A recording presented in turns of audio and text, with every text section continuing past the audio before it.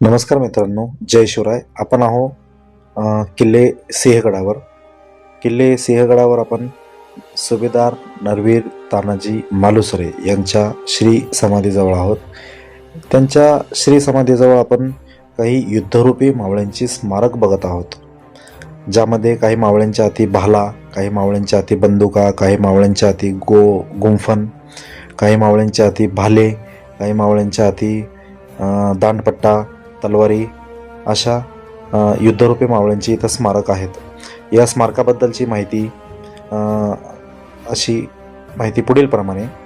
सिंहगड किल्ल्यावर नरवीर तानाजी मालुसरे यांच्या श्री समाधीजवळ त्यांच्या पराक्रमाचे स्मरण म्हणून एक स्मारक देखील आहे आणि हे स्मारक अमृतेश्वराच्या मंदिराच्या दिशेने जाते, जिथे तानाजी आणि त्यांचे मावळे कड्यावरून चढले होते. या स्मारकाच्या परिसरात पराक्रमात धारातीर्थी पडलेल्या इतर मावळ्यांच्या स्मृतीप्रित्यर्थही काही दगडी बांधकामे किंवा चिन्हे असू शकतात.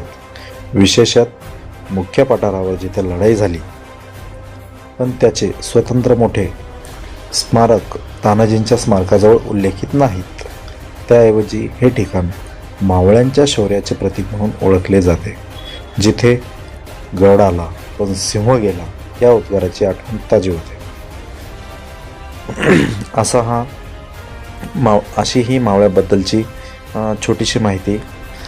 याच्याहून असं कळतं की नरवीर सुभेदार तानाजी मालुसरे यांचे जे भव्य स्मारक जिथं ते धारातीर्थी पडले त्या ठिकाणी बांधण्यात आलेले आहे.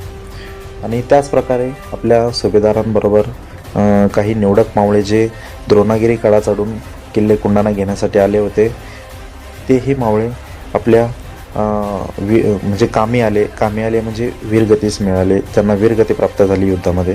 त्या अशा प्रत्येक मावळ्यांचं स्मारक बांधणं हे काही शक्य नव्हतं.